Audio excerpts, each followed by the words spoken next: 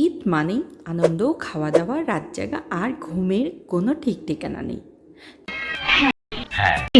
কিন্তু সমস্যা একটাই, এখন অফিস, স্কুল, ক্লাস শুরু হয়ে যাচ্ছে।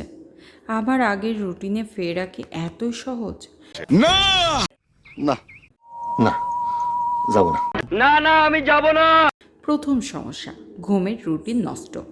ঈদের রাতে সিরিজ, মুভি বা আড্ডা, এতে ঘুমের সময় একদম উল্টে গেছে।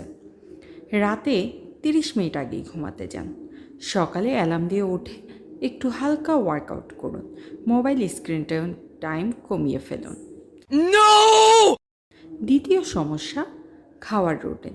ঈদের দিনে ঝাল, মিষ্টি, তেল, মাংস সবই চলছে, কিন্তু এখন সেটা আর চালিয়ে গেলে শরীরের অবস্থা কেমন হবে?